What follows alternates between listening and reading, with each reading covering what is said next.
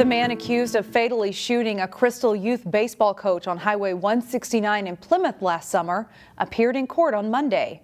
The suspect, Jamal Smith, claims he is being deprived equal protections of the law. Smith told the court that he's being, quote, victimized.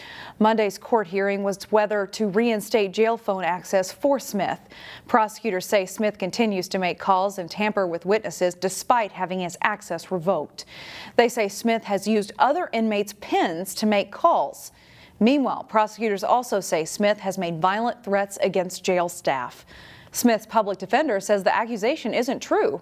Smith is accused of shooting Jay Boughton in the head as the two drove southbound on Highway 169 in Plymouth last July. Court filings show two other men were also in the SUV Smith was driving. Another court hearing scheduled for next month will review the defense's attempt to dismiss the murder indictment against Smith. Brooklyn Park Police are investigating another carjacking that happened in the same area as a previous carjacking case. The latest incident occurred Friday evening in a parking lot on the 8000 block of Brooklyn Boulevard. Police say the victim was putting purchases in a vehicle and was getting in the driver's seat when a man wearing a face mask approached. The victim was yanked from the car and the assailant got in and drove off. Friday's incident occurred not far from where another carjacking happened outside of the COVID-19 testing site. That carjacked vehicle was later found in South Minneapolis. In Plymouth, a new housing subdivision is proposed in the northwest part of the city. The development, called the Highlands on Dunkirk, would construct 21 single-family homes on a nearly 9-acre site to the east of the Plymouth Dog Park and to the north of the Northwest Greenway Trail. The project would involve the removal of 2 existing homes.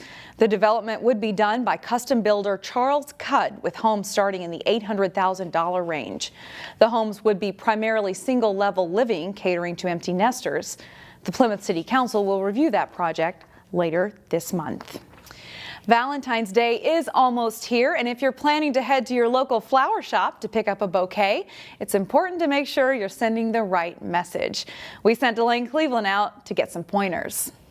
Hi, I am Delane Cleveland at Busch Roses in Plymouth, and Valentine's Day is right around the corner. Roses are synonymous with Valentine's Day, but they come in a lot of different colors. To explain to us what these different colors mean is Georgia Edgington from Busch Roses. So what are we looking at here? What do these colors represent? Sure. Frankly, Delane, it's just what kind of message do you want to send as you are starting to think about who you want to maybe get flowers for your sweetheart or your friend or your neighbor. So the first rose that we have is white or ivory. The difference between white and ivory is that white is a little bit more innocent or pure, and is sometimes the rose to perhaps give like a grandmother. And then yellow is the happy rose, or the friendship rose, the joy, the caring, the warmth rose. Even this might be a great rose for like girlfriends to give to one another. It's kind of a timeless color because yellow is perfect all year round. And then let's talk about pink here. Elegance. If you want to give a statement of, I really like you. It's also another good rose for like dads to give to little girls. And orange, what's going on with orange? The orange is excitement, exuberance. It's the rose that if you really want to send a statement of passion to somebody, this would be a good one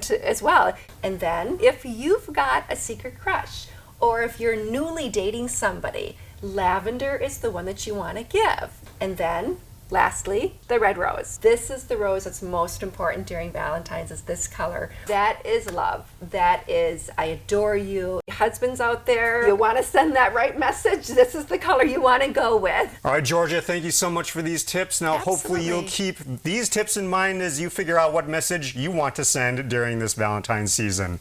Reporting in Plymouth, Delane Cleveland, CCX News. A new exhibit at the Robbin Gallery of Art in Robbinsdale brings together 2 local artists. CCX News reporter Jason Malello has more on the exhibit called Crossing Boundaries. Andrea Cantor calls her new exhibit Urban Anarchaeology. Trying to put the words anarchy and archaeology together. Cantor started out working with paint only, but that didn't feel like enough. So I started working with different kinds of paper and other kinds of material, cardboard, bubble wrap, crap I found on the floor. Cantor also hit the streets, collecting what she calls remnants. Digging through things, which is where I came up with the feeling that I was like an archaeologist digging through stuff. As a resident of South Minneapolis, Cantor witnessed the unrest and destruction following the killing of George Floyd. She says the metal scraps and burned books in some of her art are tributes to community upheaval and also to hope. Representing different layers of time or different layers of thought or different ideas. Abstract art like Cantor's isn't for everyone. People either love abstract art or they hate it, I think. But what she really wants is for people to just give it a chance. I think sometimes people who hate it haven't really looked at it that much or thought about it, or they always, well, what's it supposed to be? And some of this I'm thinking, I hope people realize that maybe it isn't supposed to be anything specific. It's what can you find in it. Also exhibiting right now at Robbin Gallery is Jean Aaron. She is a lifelong artist and inspired by nature. You can see the fine detail of flowers and leaves in her work. The Crossing Boundaries exhibit, featuring Aaron and Cantor's work, runs through February 26th. Jason Malillo, CCX News. Members of the Crystal Police Department took a chili dip for a good cause. This is a video the Crystal Department posted to its Facebook page saying the anticipation of the jump is worse than the actual leap in. 6 members of Crystal Police took part in the Polar Plunge out on Fish Lake in Maple Grove this past weekend. They raised more than $2,000 for Special Olympics Minnesota and took along a stuffed dog in memory of a canine who passed away last year.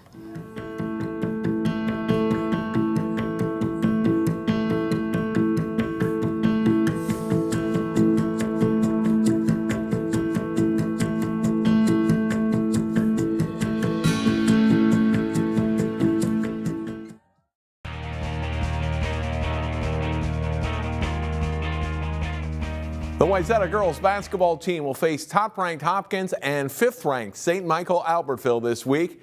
The Trojans tuned up for those games when they hosted Buffalo. Jason Malillo has the highlights. Wayzata going for its 5th win in 6 games. Buffalo has other ideas, though. Lauren Fedema drives and scores for the Bison in the early going. Mara Braun, nice pass to Bryn Senden for the hoop and foul for Wayzata. Fedema strokes a 3-pointer, and the Bison are on a roll in the first half.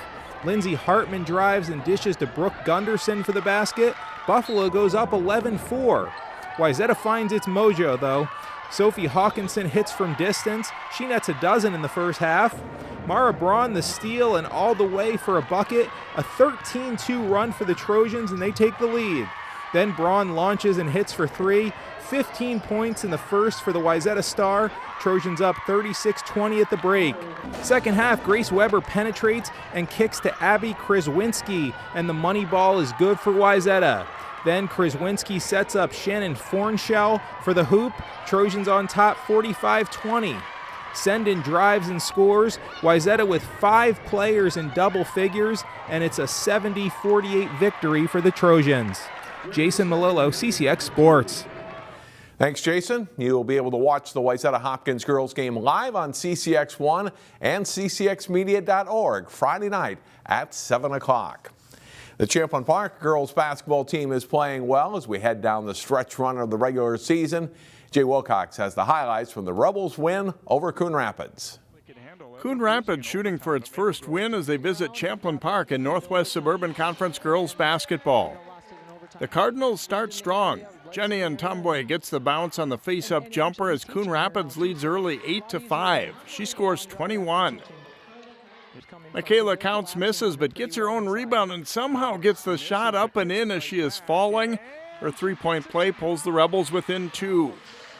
They go on a run to grab the lead. Nicole Lillard knocks down the 3 from the wing for a 14-10 Rebels lead. Sophomore Mariah Pates with an aggressive post move scores off the glass as the Rebels' run continues, and it's 19-10. Amelia Valentino finds Alicia Bates cutting for 2 of her 10 points. Champlin Park leads the game 33-23 at halftime. Second half, and Izzy John passes to Counts, who drives and scores plus the foul on her way to a 22-point night. It's Valentino to John, back to Valentino for one of her 3 threes on the night. Champlin Park's up by 16. John gets to shoot it this time and sinks a 3 from the top of the key as the Rebels try to pull away. And they save the best for last as Counts hits a short baseline jumper to surpass 1,000 career points. She's mobbed, and the Rebels celebrate a 65-49 win over Coon Rapids. Jay Wilcox, CCX Sports. Thank you, Jay. As we get ready for the start of the girls' hockey playoffs this weekend, it's a busy week of basketball here on CCX with 4 TV games. Monday night, it's district rivals Park Center and Osseo tipping off in Northwest Suburban Conference girls basketball. Those teams are also both in Section 5-4A.